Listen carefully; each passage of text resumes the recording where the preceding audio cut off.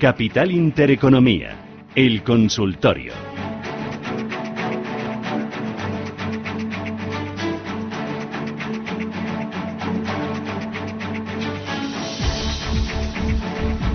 Consultorio de fondos de inversión ya en marcha. Arrancamos 915331851. Si lo prefiere me puede mandar sus notitas de audio, sus notitas de texto al 609224716. Hoy el consultorio de fondos de inversión lo hacemos con ustedes, son los auténticos protagonistas, y también nos acompaña Juan Manuel Vicente, consejero de Fondos Directo. Juan Manuel, ¿qué tal? Buenos días. Hola, buenos días. ¿Sale el sol o no sale el sol? Bueno, está más brillante por lo menos que hace unos meses, eso seguro, ¿no? De la gran cuestión que veo. No, pero me refiero en la calle, porque he venido yo esta mañana pues heladita y ayer me cayó todo encima, todo. En la calle también. Eso, tengo el coche de limpito que no veas. Muy bien, pues en la calle también está claro que parece que el fin de semana se presenta bueno. Oye, en este entorno de bajos tipos de interés, en este entorno de bajo crecimiento, de baja inflación, a mí me dicen que a pesar de lo mucho que ha subido la bolsa americana, aquí hay que seguir apostando por bolsa americana y sobre todo por fondos cargados de tecnología. ¿Tú qué me dices? Sí, yo creo que estructuralmente, o sea, una cosa son los movimientos de corto plazo, y incluso hablo de un año, es decir, por ejemplo, en un año, por ejemplo, la bolsa europea o otras bolsas, otros activos pueden hacerlo mejor que la americana, pero estructuralmente todos sabemos que la economía norteamericana es la economía más competitiva, la que ha solucionado, digamos, o ha solventado sus problemas en el sector financiero desde hace tiempo, son los bancos más sólidos, tienen las empresas más competitivas a nivel mundial, por lo tanto es clarísimo que estructuralmente hay que estar en bolsa americana. Y lo que mencionas de tecnología, pues también, porque es evidente que vamos hacia un mundo tecnológico y Estados Unidos tiene tanto empresas de primer nivel, las que todos conocemos, pero también tiene una segunda línea, ¿no?, de empresas muy potentes, que a lo mejor son menos conocidas, que también son punteras en sus áreas respectivas. Por tanto, sí, hay que estar, para que se hagan una idea los oyentes, en el índice de bolsa mundial, por ejemplo el MSCI World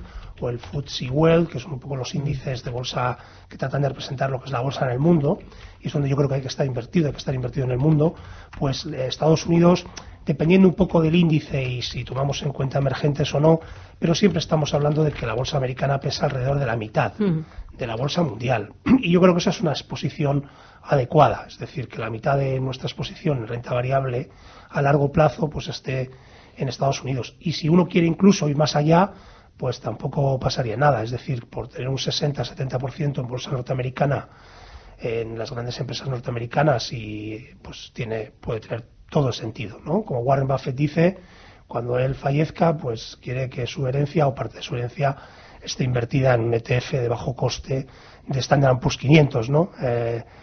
Yo creo que es un buen consejo por parte de Warren Buffett, y bastante diferente del tema de los estilos valor, ¿no?, de las inversiones en value, que él pues es el Aladit, ¿no?, de ese tipo de inversión. ¿A ti te gustan los ETFs, a pesar de que nunca vayan a batir a los índices? Bueno, a ver, ahora sí que podemos hablar de eso, que es muy interesante. Hay una discusión enorme actualmente, ¿no? Y creo que hay un programa ayer, estuve leyendo a través, no sé si de Twitter o de LinkedIn, un debate interesante. Sí que yo creo que podemos aportar ahí cosas interesantes, porque no es blanco y negro. A ver, los ETFs son un gran producto, y especialmente hay tipos de activos, precisamente en la bolsa americana, donde es muy difícil encontrar gestión activa que en el medio y largo plazo bata a esos productos, ¿no? Por tanto, por ejemplo, muy importante, si hoy nos preguntan sobre fondos de renta fija, hay fondos de renta fija donde los tipos de interés son tan bajos que realmente el coste es la diferencia entre el día y la noche. Por tanto, en determinadas categorías de renta fija que son, digamos, muy líquidas, donde los tipos de interés son muy bajos y por tanto la rentabilidad esperada es muy baja, pues los costes son absolutamente vitales. Luego ahí tiene sentido también estar invertido a través de ETFs mejor que a través de fondos de gestión activa, ¿no?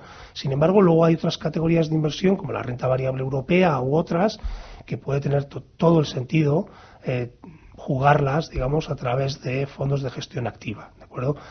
Y sobre tu apreciación de que no baten, este es un mundo, me temo, bastante complicado.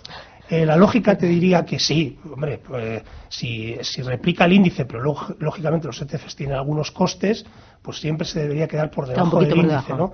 La realidad es que te puedo dar varios ejemplos de ETFs ahora, por ejemplo, uno de Invesco Power Shares de Standard & Poor's 500, que lo puede comprar cualquier inversor a partir de €1, que de hecho bate ligeramente el Standard & Poor's 500 con dividendos reinvertidos. Ojo, es decir, no el Standard & Poor's 500 que vemos en los índices todos los días, sino el que además tiene una rentabilidad añadida anual del 2%. Es decir, lo que busca es replicar el índice Standard & Poor's 500 Total Return, que llaman, es decir, con dividendos reinvertidos. Y básicamente consigue igualarlo o batirlo neto de costes, es decir, cara al partícipe. Y bueno, son temas un poco técnicos, pero hay que entender que los ETFs, aunque nos los venden como muy sencillos, a veces no son tan sencillos. Parece que es muy básico, que es muy transparente. Hay mucha complejidad en los ETFs y es verdad que hay ETFs, hay técnicas para conseguir que, por ejemplo, como este ETF que les menciono, que me parece que tiene una comisión de 0,05 o de 0,07, es decir, cobra esto que llaman 5 puntos básicos, ¿no? 0,05 o 0,07%, ¿de acuerdo? Comparado a un fondo de bolsa americana que como mínimo te va a cobrar un 1%, ¿no? Anual. Bien, pues ese tipo de ETF es capaz de igualar la rentabilidad del Standard & Poor's 500 con dividendos reinvertidos. Luego, no se queda por detrás, tampoco se queda por delante, pero no se queda por detrás, ¿no?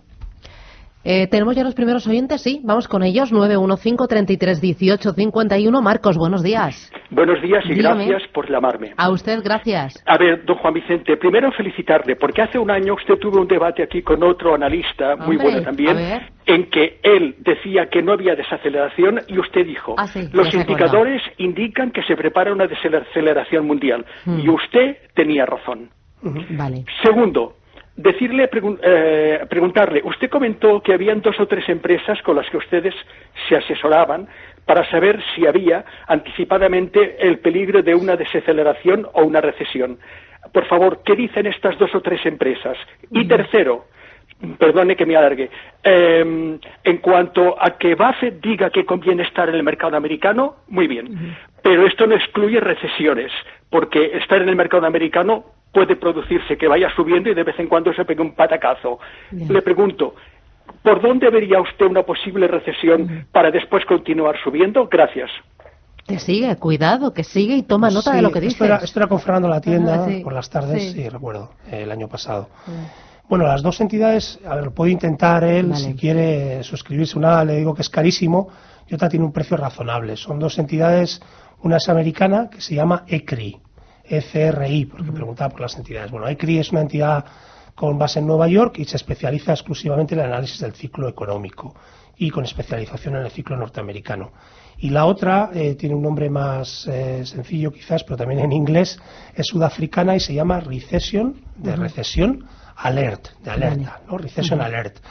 Y bueno, puede ver eso, por ejemplo, esa casa sudafricana tiene unos costes de sus servicios más razonables que ECRI.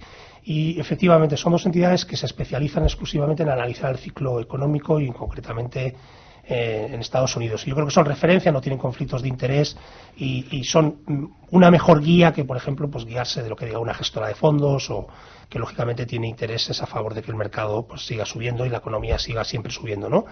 ¿Qué dicen ahora? Bien, buena pregunta. Pues está claro que en los últimos 2-3 meses los indicadores adelantados de actividad han pegado, digamos, han hecho suelo y parece que están en un incipiente rebote. Dicho esto, ambas casas básicamente lo que te dicen es que puede ser una falsa alarma este rebote, es decir, que todavía necesitamos tener unas cuantas semanas al menos o un par de meses más de datos en ese sentido positivo para decir que hemos hecho suelo, ¿vale? En lo que es el ciclo económico, ¿no? Habríamos hecho suelo en la desaceleración y se iniciaría una reaceleración del ciclo económico global. Por tanto, pues en base a estas 2 casas, lo que habría que hacer es esperar, ¿no? Wait and see, como dicen los británicos, los anglosajones, a ver qué es lo que ocurre. Porque no es descartable, a pesar de que el optimismo ha ganado terreno, no es descartable que ese incipiente mejora de los indicadores adelantados pueda volver a continuar con su tendencia. Es decir, podría ser una especie de diente de sierra hacia arriba, pero de una tendencia, digamos, descendente. En ese caso, tal y donde estamos ahora mismo en el ciclo económico, el riesgo de una recesión en los 2, 3, 4 próximos trimestres no se podría descartar. Es decir, que en caso de que en las próximas semanas, 2, 3 meses, los indicadores adelantados de actividad vuelvan a esa tendencia descendente, entraríamos en esto que llamamos una especie de ventana de peligro, una ventana de peligro en la que podría cualquier shock, por ejemplo, de alta subida del petróleo, cualquier tema geopolítico, podría conducir a la economía a una recesión. Ahora mismo, a cortísimo plazo, no se ve recesión. Y creo que nos hacía una pregunta más sobre el ciclo económico. Bueno, vamos con el siguiente, vale, porque tenemos ya unos cuantos. Joaquín, vale, ¿qué tal? perfecto. Buenos días, Joaquín. Hola, buenos días. Hola, dígame. Enhorabuena por el programa. A usted. Pues gracias. yo acabo de escuchar al asesor y estaba interesado en tomar nota con tranquilidad del nombre del ETF ese que ha dicho que replica el SP con dividendos, para ver si lo puedo suscribir a través de mi gestora. Le escucho por la radio, por ejemplo. Muy bien, gracias. Bueno, ¿Qué me da dices? un tiempo que cuelgue de Sí, no se preocupe, no se preocupe. Vale, adiós, Gracias, buenos muy días. amable, Joaquín, un placer. A ver, ¿qué me cuentas? Sí, es el de Invesco. Es una gestora internacional muy conocida que tiene fondos de gestión activa, pero también tiene ETFs. Entonces, es tan sencillo como pedir que usted quiere el ETF de Invesco de Standard & Poor's 500. Se llama concretamente Invesco SP 500 UCITS, porque es un producto regulado, igual que un fondo de inversión, UCITS ETF. Invesco SIP 500 UCITS ETF. Y se puede comprar en cualquier bolsa europea, es decir, puede ir vía bolsas, pues cotizan en bolsa y se compra directamente como si fuera una acción. Me escribe uno de los oyentes y me pregunta por dos fondos de inversión. Dice, me llamo Juan y escribo desde Valencia. Dice, quería la opinión del experto sobre el Sextant Grand Large y también sobre el Vontobel, a ver si lo leo bien, el Vontobel Emerging Markets Sustainable. Sí, muy bien. Pues El Sextant Grand Large es de Amiral Gestión. ¿Este en qué invierte por dentro? ¿Qué tiene? Sí, es un fondo bastante conocido porque de renta variable fundamentalmente europea, ¿no? Y es un fondo de estilo valor, ¿no? Almiral es conocida como gestora de estilo valor. Y bueno, como sabemos en España, pues el estilo valor es un estilo de inversión que tiene muchos seguidores y es un fondo bastante popular. Yo diría que es un buen fondo de renta variable europea y desde luego aquellos que crean en la superioridad del estilo valor o que se sientan cómodos porque entienden ese estilo de inversión, me parece una buena opción para estar expuesto a renta variable europea. ¿Y el otro? ¿El de Vontobel? El fondo de Vontobel es dentro de la... Es Emerging Markets Leader Sustainable. Sí, dentro de la bolsa emergente es un estupendo fondo. Yo diría que si habría que elegir un fondo, unos cuantos fondos, ¿no? Tener una lista de fondos recomendados en esa categoría, clarísimamente es un candidato. Es un estupendo fondo y además invierte con criterios de inversión socialmente responsable, lo que yo creo que también es un añadido. Muy bien, hacemos paradita, volvemos, boletín informativo, sigue el consultorio de fondos de inversión hasta las 10:15 de la mañana, 915 33 18 51. Luego va a venir Laura Guzmán a hacernos un reportaje interesante, más que interesante. Vamos a hacer balance de bolsas y mercados españoles. Y ojo, porque después tendremos Foro de la Inversión. Nos va a visitar Jaume Puig de Gaesco, que nos va a presentar su Gaesco 300 Place Gold White, que cumple 5 añitos. Vamos a estar de aniversario aquí en Capital Intereconomía.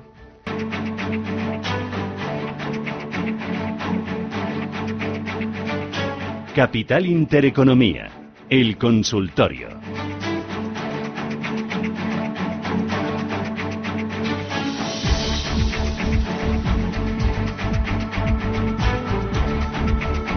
Seguimos en este espacio de consultas 915 33 18 51 y me mandan ya los primeros mensajes a través del WhatsApp 609 224 716. A ver, me escribe uno de los oyentes.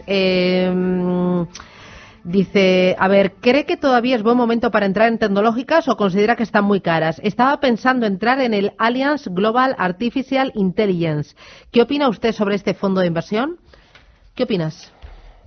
Bueno, es la moda de los fondos temáticos, ¿no? Que se suben al calor de buenas rentabilidades pasadas. Por el tono que dices, ¿no te mola mucho, Juan Manuel, esto de los fondos temáticos? A ver, los fondos temáticos es más bien un tema de creencia personal, más que son poco predictivos. Es decir, invertir en una cosa tan estrecha, tan limitada, en un sector exclusivamente y en un país exclusivamente, o fundamentalmente en un país, pues no es, en principio no es una buena idea de inversión general.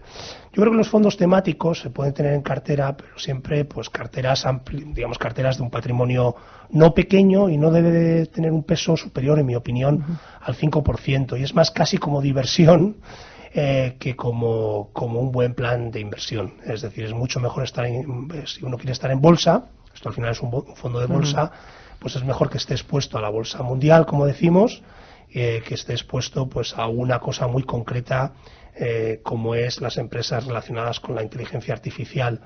Todos sabemos que hay temáticas que sobre el papel parecen estupendas, sin embargo luego como inversiones no lo son. Por ejemplo, un ejemplo que suelo poner es China.